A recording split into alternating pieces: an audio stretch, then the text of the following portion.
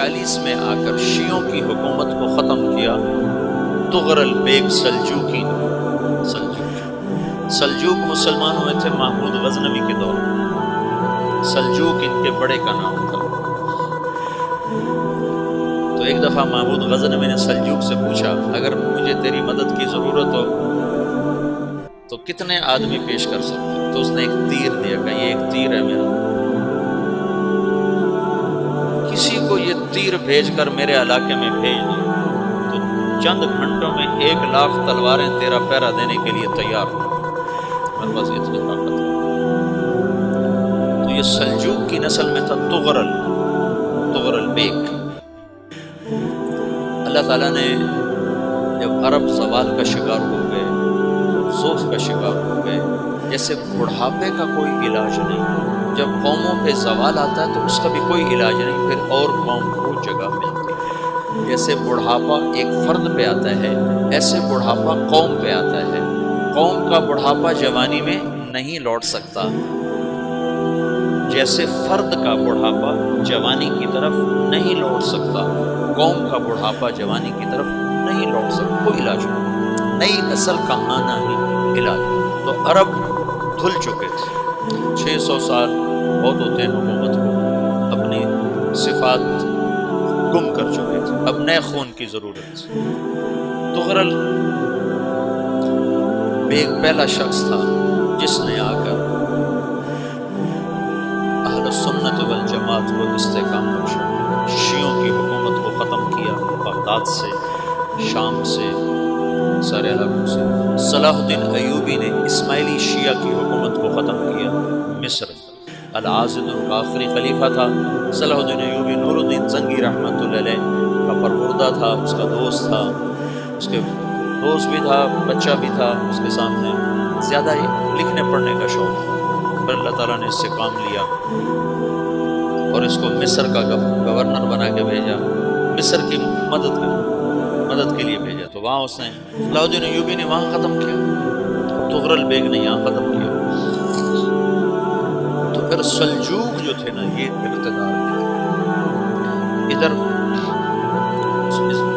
ختم ہو گئی سلطنت عباس کی، مصر ایک چھوٹی سی ترکوں کی سلطنت ہے۔ تو اللہ تعالیٰ پھر مرکزیت کے لیے ایک نظام چلا ہے۔ دو لشکر آپس میں لڑ رہے ہیں، ایک میدان، ایک جنگلی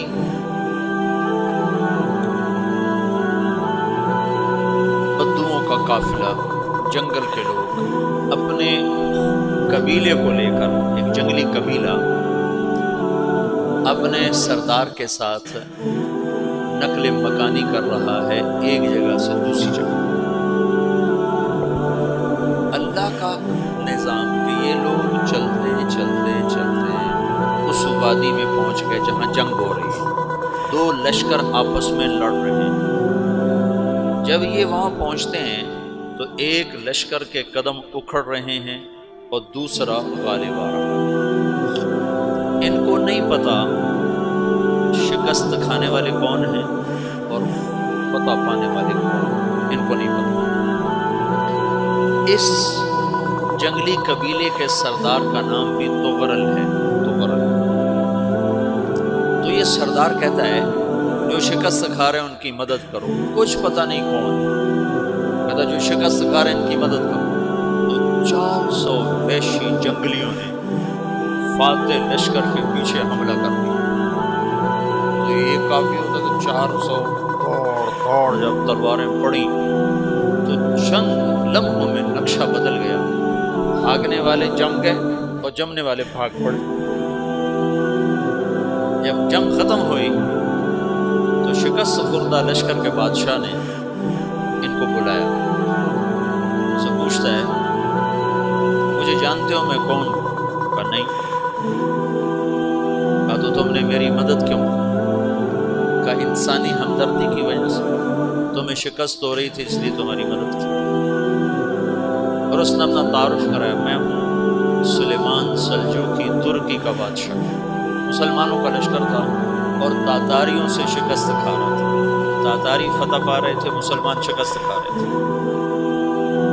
تو وہ اللہ کی غیبی مدد بن کر وہ اس سے کہتا ہے میرے ساتھ رہنا پسند کرو، تم نے میرے اوپر احسان کیا ہے، میں اس کا بدلہ دینا چاہتا ہوں، میرے ساتھ رہنا پسند کرو۔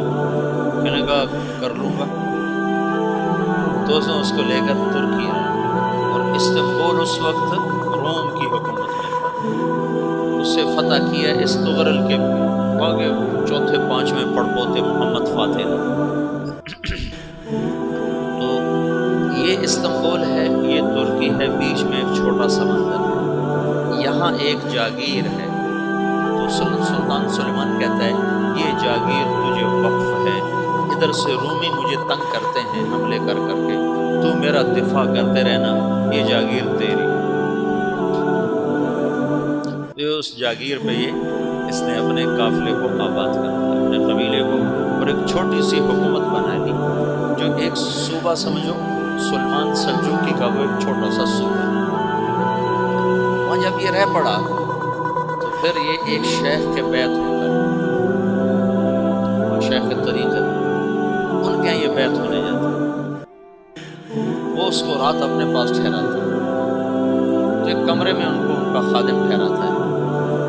یہ جب کمرے میں جاتا ہے تو سامنے دیوار میں تاکچے پر قرآن پڑھا ہوا ہے، تو یہ تغرل بے کہتا ہے یہ کیا ہے، یہ کیا ہے؟ تو وہ خادم کہتا ہے یہ کتاب اللہ ہے، قرآن ہے۔ وہ اس کو وہاں چھوڑ کے باہر چلا جاتا ہے۔ وہ دیہاتی آدمی، جنگل کا رہنے والا، پہلی دفعہ زندگی میں قرآن دیکھا، کہتا ہے یہ قرآن ہے، اللہ کی کتاب، میں اللہ کی کتاب کے سامنے سو جاؤں، کتنی بے ادبی ہے۔ تو اس نے ایسے قرآن اٹھایا اور سر پہ رکھ دیا اور کھڑا ہو گیا، ساری رات قرآن سر پہ رکھ کے کھڑا ہو۔ رات کے پچھلے پہر اس کو خواب آیا، کھڑے کھڑے اس نے دیکھا اس کی پشت سے ایک چاند نکلا اور شیخ کی بیٹی کے سینے میں جا کے اترا، پھر اس لڑکی کے سینے سے ایک درخت نکلا جو پھیلتے پھیلتے پھیلتے 3 بر اعظم میں چھا، افریقہ پر، یورپ پر، ایشیا۔ پھر اس کی عمر میں کھڑا ہوا ہے، تو اس نے صبح یہ خواب اپنے شیخ کو سنایا، تو انہوں نے اپنی بیٹی اس کی نکاح میں دی تھی۔ اس بیٹی سے ایک بچہ پیدا ہوا، تغرل بیگ نے اس کا نام رکھا عثمان، عثمانی ترک نام سنا، جو میں نے کل بتایا تھا کہ 1924 میں وہ خلافت ختم ہوئی۔ تو ایک بیٹا پیدا ہوا عثمان۔ عثمان نے پھر ایک نئی اسلامی حکومت کی بنیاد رکھی جو 1924 تک چلتی رہی، کوئی 800 سال یہ حکومت چلی۔ تو حکومت کا شیرازہ بکھرا، لیکن پھر جڑ جاتا تھا، اور وہ کرنے اول والا جوڑ کبھی نہ پیدا ہوا، ٹکڑے بن گئے۔ ان ٹکڑوں میں اللہ لوگ پیدا کرتا رہا جو دعوت دیتے رہے، دعوت زندہ رہی، جو تربیت کا نظام تصوف کے ساتھ تھا